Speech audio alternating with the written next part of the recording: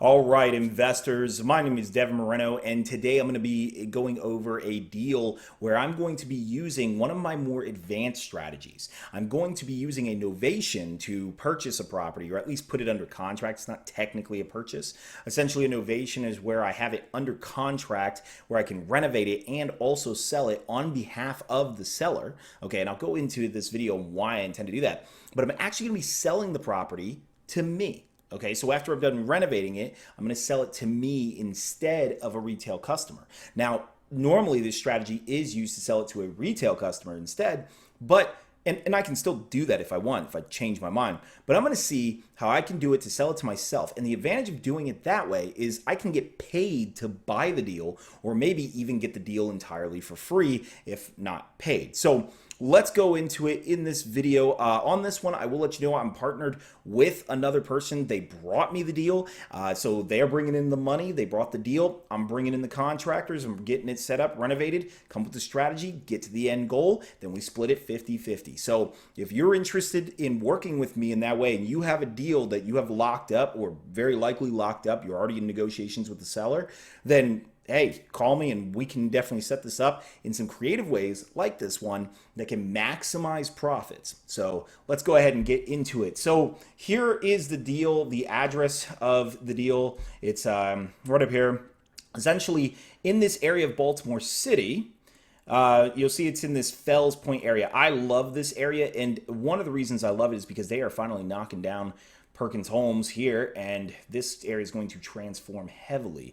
It's already a pretty well invested place of Baltimore City, and I expect it'll blow up in the future. So basically in this area, this address here, and actually fun fact, we're actually under contract to, or we're going to be under contract, but we'll probably be under contract as of when I release this video, on another property on this street where the same seller is also selling that other house to us. So basically right here, pretty nice area. Anyone who's ever known Fells Point, it's, pretty nice area. So long story short, let's get into the actual strategy. The area itself isn't so important.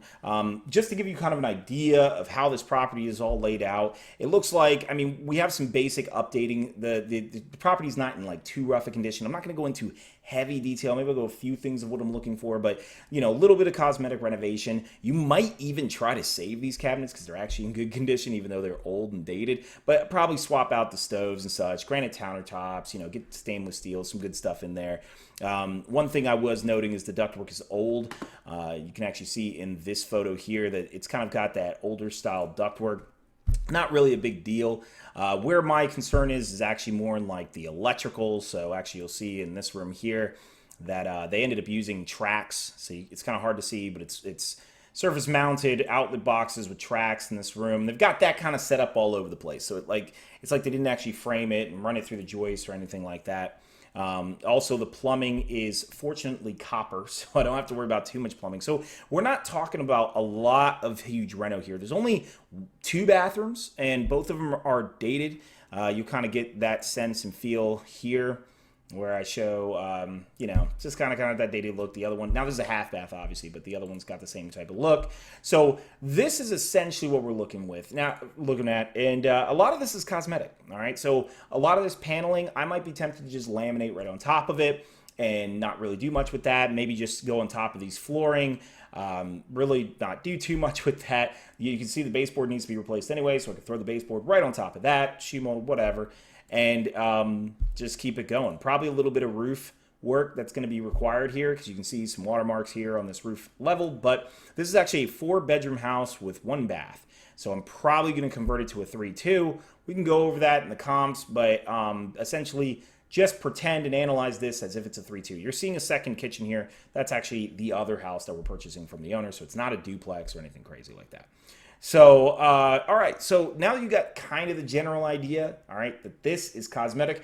I'm going to show you how I use the Novation strategy to maximize profits on this deal and try to just either get it for free or be paid to buy it. So let's go ahead and look at that strategy. So here I got a couple different spreadsheets, all right? So for anyone who's seen this spreadsheet, it looks complicated.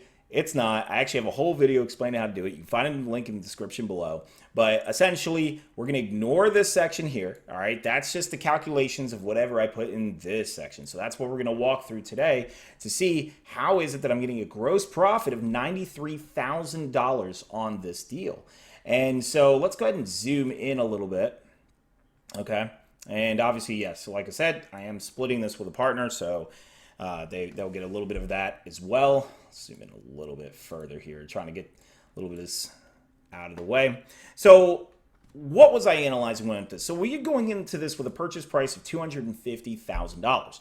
The novation strategy, though, only makes us put the property under contract. So we actually don't purchase the property from the seller. Instead, we renovate it first and then purchase it later or sell it later. So in that case, we actually wipe out the initial closing costs. But what this also allows us to do is to sell the property to ourselves if we so choose to do that. Now, there's a number of reasons we would want to do that, and I'm going to go into it because of how it affects LTVs, financing, our interest rate gets better. There's also, we can pull more on the loan amount and really push the ARV further than it actually should have been pushed.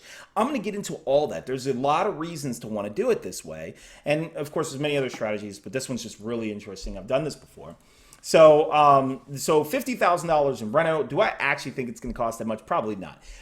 It's probably going to cost slightly less, maybe 40 and whatnot. But basically, I wanted to come up with that number for the JV arrangement to know that my partner knows, okay, this is the max amount that he's going to spend. And after that point, we will then split the cost 50-50 because something is going wrong at that point. That makes my partner happy and know that I'm going to try to keep costs as low as possible and that he's not going to just be left to deal with all the ramifications of what could happen if something goes wrong. So that made him happy. We're going for a final sale amount of $420,000. Now, this is one of the advantages of the Novation strategy, flipping it to yourself, is the fact that you can push this higher than normal. This is actually supposed to be only worth $400,000. In fact, I just did this where I sold a property to myself that should have been worth $240,000. I sold it to myself for $270,000. The appraiser agreed. Boom, we're good. Now, we bought it for that amount. I'll show you why we care to raise the price. I did it again with another property where it was $290,000. That was the value of the property. We sold it to ourselves for $325,000. You have to understand that for every $10,000 that we sell it to ourselves, the loan amount, all right, that loan comes to us in the form of profit because we get the profit as part of the novation agreement. The seller is going to get their $250,000. We get everything after that for this agreement style. So if we push from let's say 320 to 330, all right, or in this case 400 to 410, that $10,000, I put a down payment of 20%. Okay, so that doesn't change. Maybe it's even 15%. There are some lenders that'll do that. So that part I don't get, right? Like, because I just pay it, it goes to the seller, then it goes right back to me. So I just reimburse myself. Not a real big deal there. But the other $8,000, that loan allows me to get that as just profit.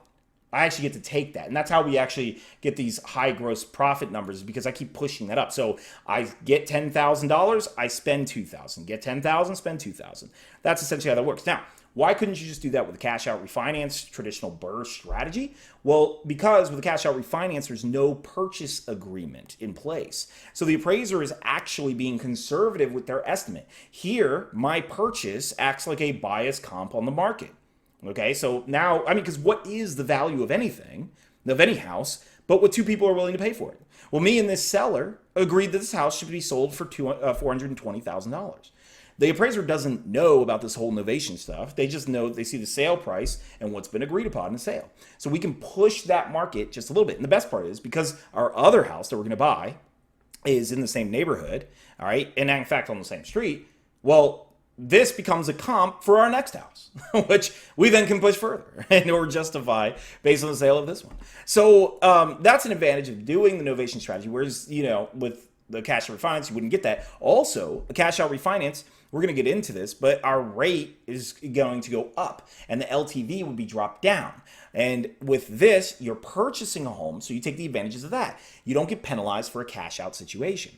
So all those are benefits. We're going to get into more in just a little bit. So tax assessed value, I'm going to assess this at $200,000. This is during the flip. Obviously, when we purchase, all right, so disadvantage of the cash of this versus cash out refinance. In the cash out refinance, the tax assessor does not see this purchase; they see this one. If we had bought it, renovated it, refinanced it, that's still the purchase price they saw. Now they're seeing a purchase price for $420, so the tax assessed value will jump up. We'll get into that in that analysis. So next we have the property tax rate. Baltimore City is one of the highest in the nation. It's kind of nuts, actually. So then we have insurance, $1,200. That's during the flip. That's even after. $600 for utilities, what we're factoring in. That's just a yearly basis. But we're going to be holding this only for 6 months. And by the way, if you all want this spreadsheet, you can actually go on devinmorenoinvesting.com. I actually sell the spreadsheet on there. I have to sell it because my mentor helped me create it, or at least the basis of it. But it does include all future versions of the spreadsheet. I go into what the future holds for the spreadsheet in my tutorial of it in the link down below. But ultimately, if you are interested in having this, it's on that website, and you can find it there. So basically, let's go through this. No other fees, no HOA or anything like that. Percentage of the sale. Acquisition. We are not acquiring the property. All right. So therefore, there is no cost for acquiring the property. One of the advantage of this, holding the closing costs on this, if we had purchased it normally, would have been about 12 grand, probably less, maybe like 7, but potentially up to 12. And so we ignore all of that automatically. We save that right up front. As far as short-term financing, my partner is actually financing all of this, so we don't have any of that. They will be getting profit from the sale as their incentive to do so. So they're getting 50-50 without doing any work whatsoever. I'm doing all of it going forward and dealing with all the headaches. The sales cost, seller is actually paying the agent because remember, we are selling it to ourselves, but the seller, the original seller, has their agent involved. Well, they are still paying their agent based on this purchase price. Now, we can incentivize the agent to work with us on this novation agreement by saying, hey, we'll pay you an extra, let's say $2,500. So maybe we just throw that in there, all right? Because we don't want to pay 3% on this amount, this new amount. We don't want that, all right? But if we do sell it to a retail buyer, okay, the agent is incentivized because now we're changing the purchase price to $420,000. So now they get even more money. Okay, so now the agent's like, whoa, okay, I like that. If we fail to do this, we still have to close on the property within 6 months because that's what we're going to make the contract for, or whatever time, a year, whatnot. All right, and then they get a renovated property that we have to buy, right? But we're going to buy it for $250 regardless. But if we don't sell it to a retail buyer, then they have a guaranteed buyer in the fact that we're buying it.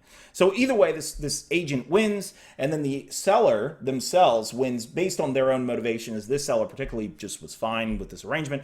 But you can get a seller to agree to a novation. It just takes a little bit of incentive pushing. Talk about it in other videos, strategy and such. So regardless, no agents at all. We don't have to pay them. Seller subsidy. So I put this in there because when we actually sell the property to ourselves, we're going to take some of the profits and help me out with those closing costs. So that way I'm not forced to buy the property with all this down payment. Now, my down payment is going to be... it's not on this spreadsheet. Sorry, we'll get to another one. But basically, it's like $63,000. So I want to ignore closing costs. Remember, I get the money back the second I put it in. Okay, so the title company, I wire the money to the title company. The title company wires it right back to me in that very same minute. All right, so not a big deal. I just have to have the money available to do this trick. And so seller repairs, there are none because I am the buyer, so I'm not going to demand any repairs. And other sales fees, this is what we've negotiated with the agent to get them kind of on board. And then taxes, of course, right? So essentially, this goes to both of us, all right? Now, I'm not going to actually receive this money if I sell it to myself, all right? Now, if I did this deal by myself, let's say my partner was not involved, okay, I would make profit and get to buy this deal. But because someone else found this and we're doing this 50-50 and they make more money not wholesaling it to me, because I could have just asked them, hey, do you want to just wholesale it to me? But they were actually very interested in working with me. I couldn't keep that, their half of the portion, basically, long story short. But we'll get into, if I had held this thing, I would actually have a down payment right here. All right, so for those of you who can't see it, let me zoom in. This is another spreadsheet. It's basically my turnkey spreadsheet, but this is where I analyze it as a buy and hold, right? So $63,000 is how much I'd have to do as a down payment because I'm putting 15% down, not 20%. That's because I have a lender who will allow 15%. But if I did 20% down, then realistically, it'd be pretty easy to calculate it. My new down payment will be $84,000. So I need $84,000 sitting in the bank. In order to close on this deal, I would have a private money lender available for this, because remember, you only have to show the funds in your bank account. It does not have to come from your bank account. So in my bank account, I would have funds available. Could be in index funds, whatever, crypto, it doesn't matter. It just has to be liquid funds. And then as soon as the title company says to wire it over, I have a private money lender wire it over. And then the title company wires it back to my private money lender. So I don't even have to actually move any money out of my account for this. Now let's look at this if we had just flipped it. All right, so let's say we did a novation, but then flipped it to an end retail buyer. What are the variables that change? Well, we still don't have acquisition closing costs since it's still a novation agreement. We might have a buyer's agent come into the fray, which can change some dynamics here. We might actually have to give seller subsidies, and because remember, the seller subsidy we give to me comes right back. So that's not a big deal. But we actually lose the seller subsidy in this case because we were helping out the seller. Most likely we'll have like an FHA buyer or something like that. We have to probably do staging. We have to probably do FHA appraisals, maybe factor that in. Seller repairs of $2,000. Yes, it's brand new, but there are some things that we'll probably just leave alone and hope they won't ask for. And basically title examinations and all that. And pretty much the costs are roughly similar, except obviously you have the dynamics of probably going to sell for actually what it's worth, not anymore. And so the gross profit actually changes. And with that, basically we bring home $30,000 each. So we win either way. Now though, as the final end part of it, we have to analyze, how would this work as a buy and hold? Well, this is where my rooming house strategy has to take place. I am not going to go into all of this, but essentially I'm analyzing it 8% and stuff like that. Here on this deal, if I sell it to myself with the strategy I'm outlining here, I will be losing money every month.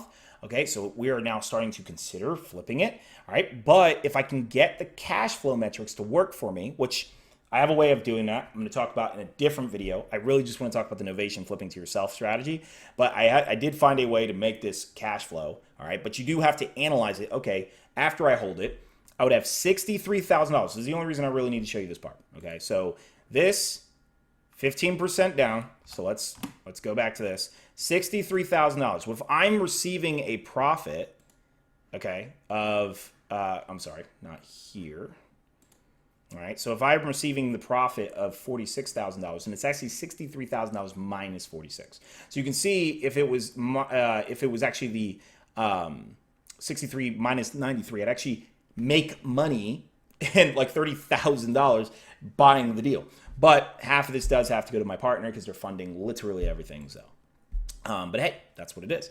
So if you have any questions about that strategy, I've done this multiple times, feel free, let me know in the comments section below. I actually think this is a really fun and kind of unique way of doing this, but it does require a private money lender having the funds to actually make that initial purchase.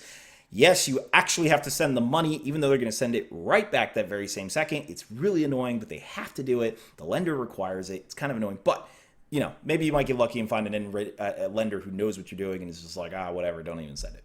But anyway, if you have any questions, comment below, let me know, and I will see you all very soon.